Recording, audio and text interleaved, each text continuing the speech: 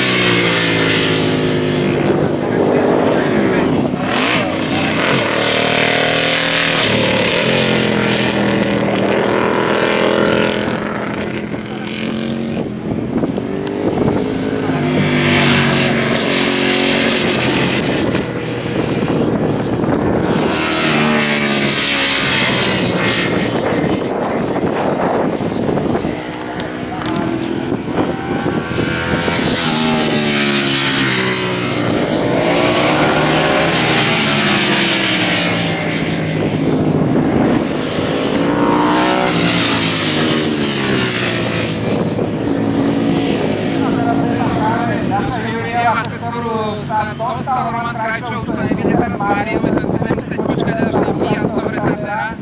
Takže to teraz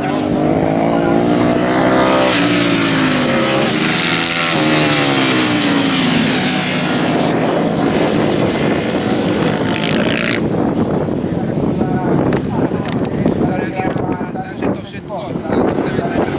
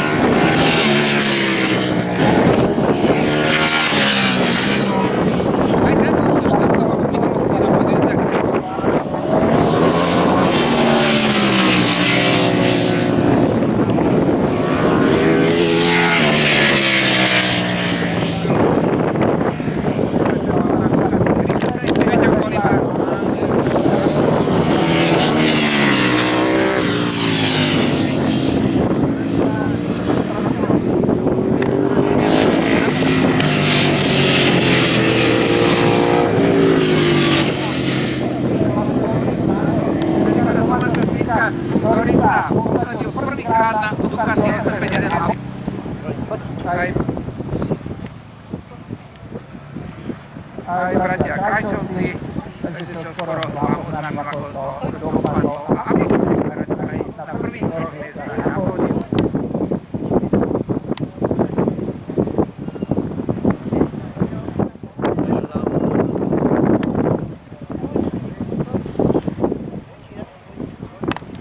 Peter Gazdík, tretí Mário Krajčo, na štvrtom mieste Sandro Prekop, piatý.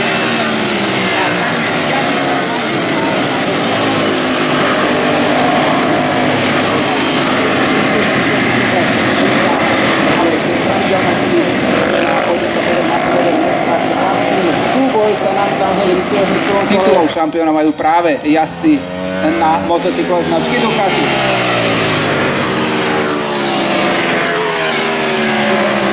Prekop je domáci občiansky pretekár, ktorý už v minulosti štartoval.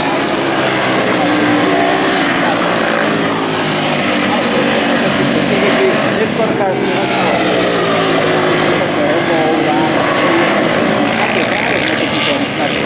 stále teda Roman Krajčo na prvom mieste, druhý už jeho brat Mário, tretí Peter Gazdík so stupom na štvrtom mieste.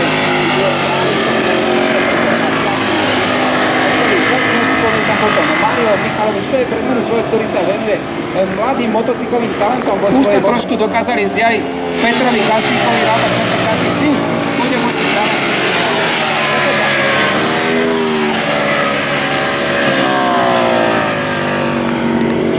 Mário Michalovič 75 za ním, Ivan Hansel Jan Majer, to motocykl Ducati 51, s ktorým v roku 1900 kategórie Superbike a vtedy na tomto motocykle bol Marko Rukinevič, mimochodom majster sveta v histórii roku 1980 získal titul majstra sveta. Raimond Roža, bol to vlastne prvý titul pre značku Ducati na majstrovstvá sveta Superbike. Potom dvomi titulmi nadviazal na ňom v rokoch 91 a 92, ale ešte zase ešte už tam pôjde cez niekoho o celé jedno kolo. Áno, je to tak, stále bez zmeny. Prvý Mário Krajčo, druhý Roman Krajčo a tretí Sandro Prekop. Nie, takže aj Rišo Čajkovič sa dostal. Pravil, lebo tiež názorom nemal to pravou nohou. Značka Juliniova, ktorá včera skončila na druhom mieste v rámci toho hodnotenia na pravidelnosť. To bola z toho veľká hračka.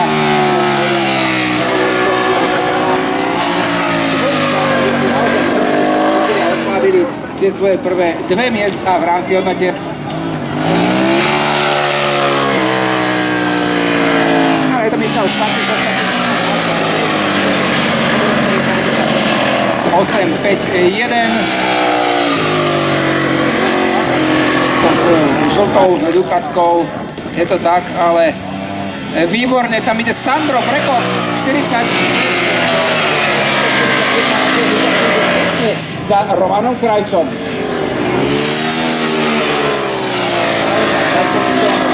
Takisto je skvelý nielen jazdec, ale aj mechanik a milovník značky Ducati. Farby toho motocykla Romana Krajča.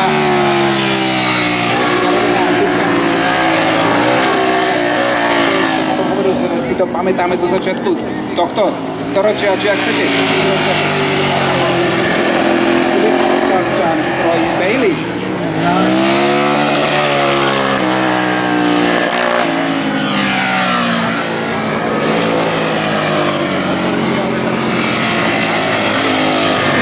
Mário Krajčo, zdravý večer. Ten si udržal to druhé miesto pred Sandrom Prekopom, ktorý už je aj veteránsky polizár, takisto Rišom Čajkovič s Petrom Gazdíkom a bude niekoľko minútiek trvať, kým nám časonovači vydajú aj to poradie v rámci hodnotenia na pravidelnosť.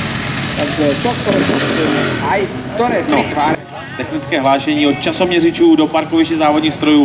Prosíme všechny jezdce, kteří už dojeli svoje závodní před tou hlavní administrativní budovou tady tradičnického letiště.